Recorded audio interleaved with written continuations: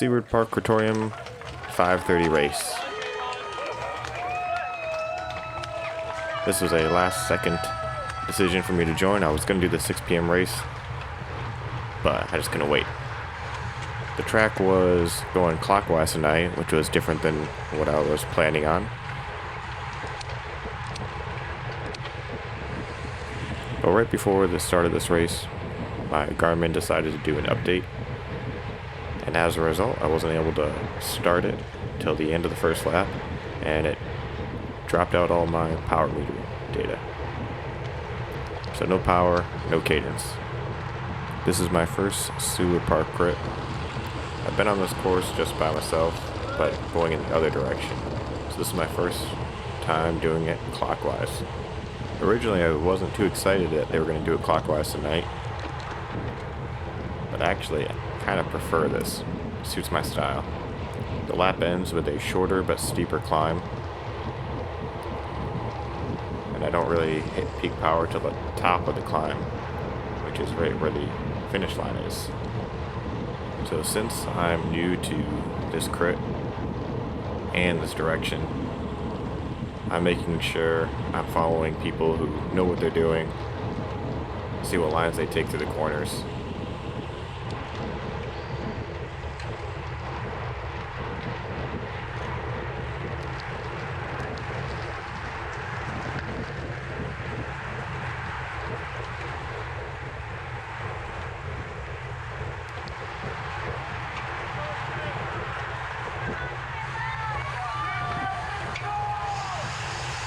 With the first lap done, I'm feeling pretty good about this course now. Any of the pre-race nerves I had before this race have left my mind, and now I'm ready just to have some fun on this course.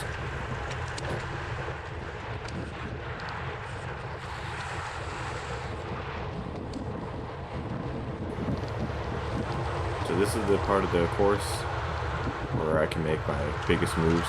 Come into this climb with a lot of speed, and I don't really start hitting peak power until right about here, which is the end of the climb. It's also right before the finish line.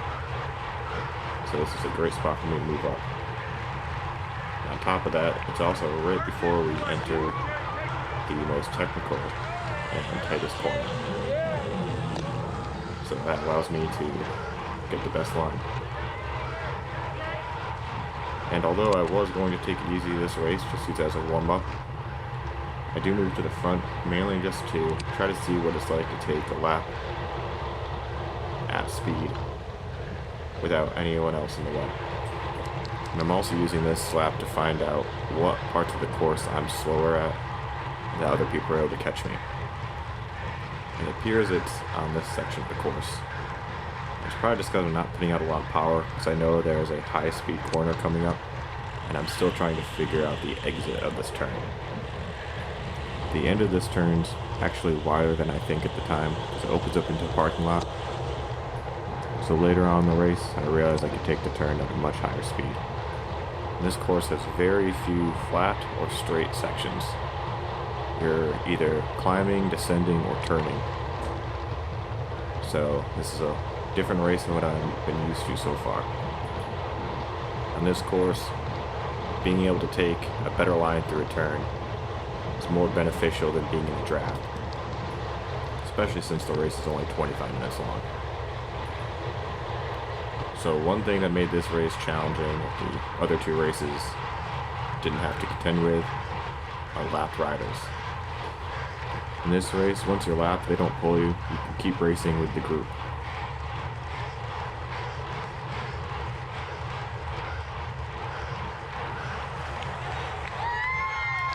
So at the end of this lap, the beef takes the front, and I fall back a bit, just try to settle in a bit of a groove. So now that we're strung out a bit, single file, I feel a lot more comfortable taking these turns in the pack. I'm still leaving a little too much room on the left in case someone comes over. But I also know there's more room on the left side of the road as I exit the turn.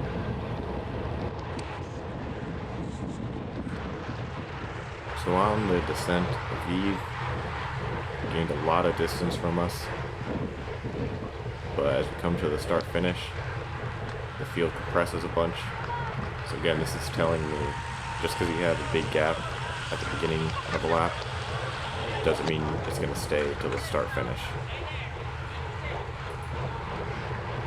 Alright, our team's in a great position. Aviv's still up in the front. But the rest of us are at the front of the field, just ready in case he gets caught, and we can counter.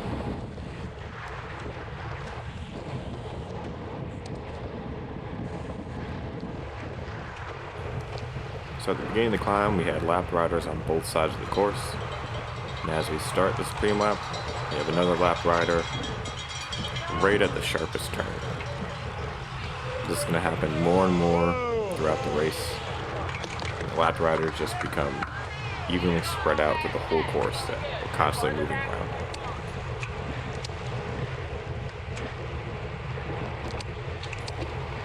So I didn't really look over my shoulder much this race, mainly because I was concerned with finding lapped riders and making sure I'm able to move around them without losing the wheel in front of me.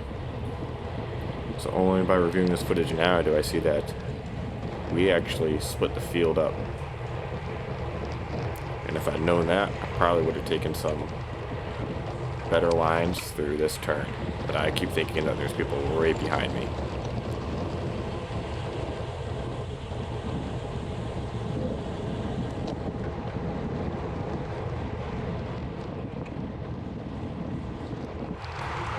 This is the point where I lose track of the race. I'm not sure if the people in front of us are lap riders or if they're a break we're catching.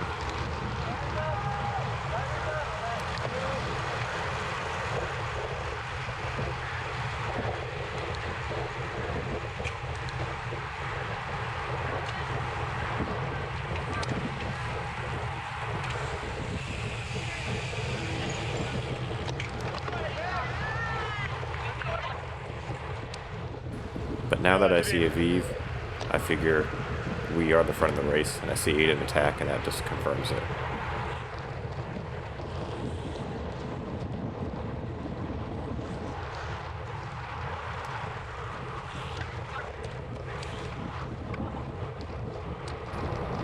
So this is another point in the race where I'm not sure where the front is. We've already passed Aiden, who was making an attack. And I'm not sure if we're chasing another one down. So I asked Stan. Hey, do we know where the front of the race is, Stan? We are the front. Oh, all right. So now that I know we are the front of the race, I'm able to ride with a bit more intention, and I go on the attack.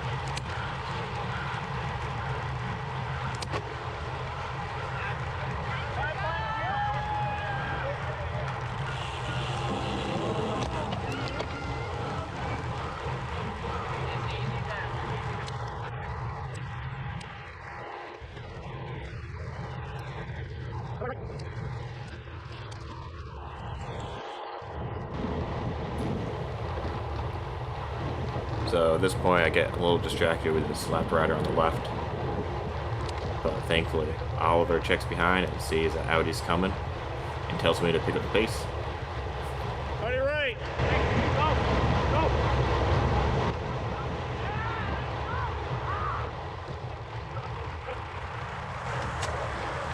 At the top I see that we have 9 minutes left of the race.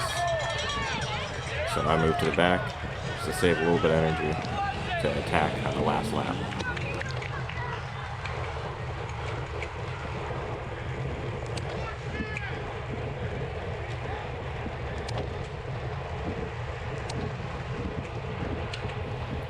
And for some reason, during this descent, we slow down a lot. which allows the field to come real quick. Thankfully, someone called us out. On counterattack! On counterattack! Go, Stan!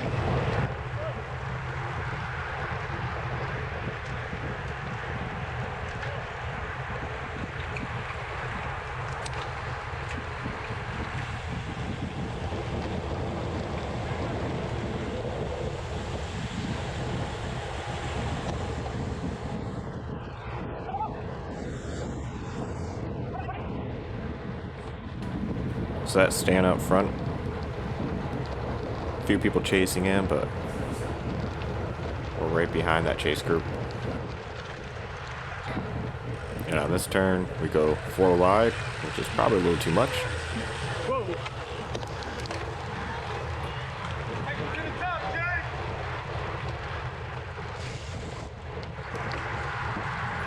So here's another point where the lapped riders are mixed with the front of the race, and I can't tell what's going on. I do see Jen Wheeler move up to the front, so that's where I figure the front of the race is. So almost every lap on this section of the race, I do allow a gap to form, but that's just because I know I'm going to be able to close it during the climb, so I use that as some time to catch my breath. And then I see this guy in black attack on the same part of the hill I normally do, so I use this as a chance to see how that looks from behind.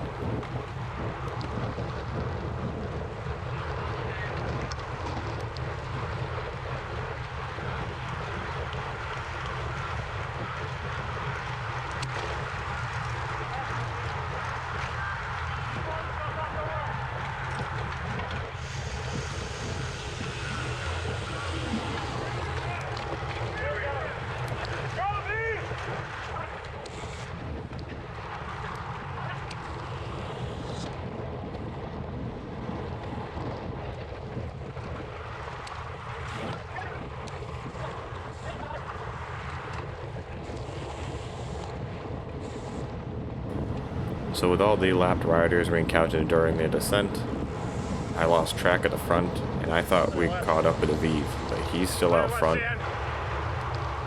so I really shouldn't have done this attack. When I get to the top of the hill, I hear somebody shout out not to chase my teammate, and that's when I'm able to see Aviv.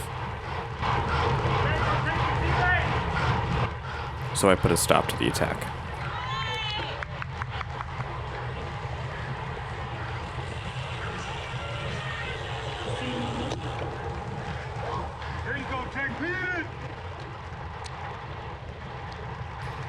But Aaron from Audi sees me slowing down, so he launches an attack from the right, but luckily someone warns me.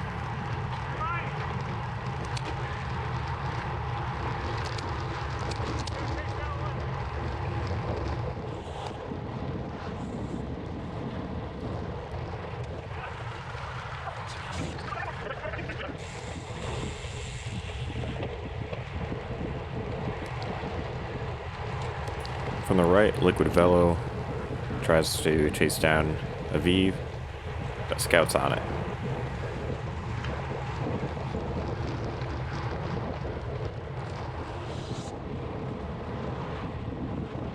So during this climb, I see we've caught the brake, and I see they're slowing down.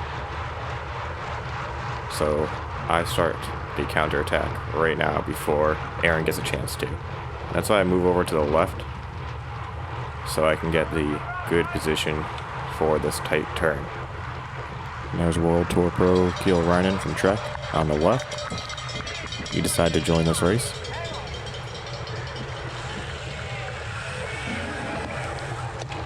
Hey, we just passed a pro! You better hold it! And he quickly puts me in my place. Take that wheel. Get it to stand.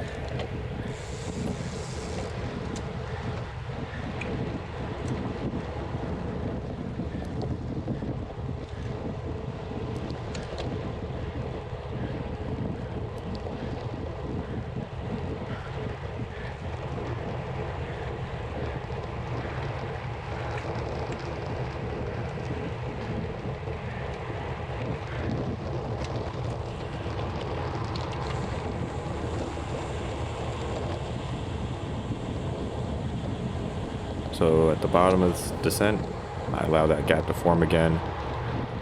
But I also know our teammates up front are about to get swarmed.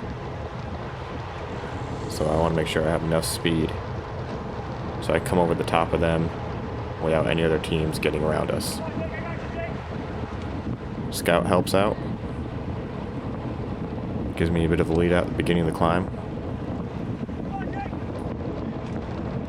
MPK, go!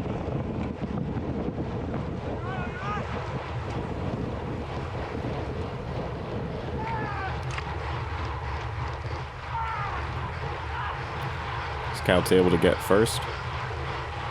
Oliver second. And I get third. But Oliver's still going a little too fast for this turn. Nice job. Good job, Scout. You earned it. Woo! And I think this was Scout's first race. So he did a great job. He was shouting out everything he saw, helping people out. He had a great sense of where the race was too.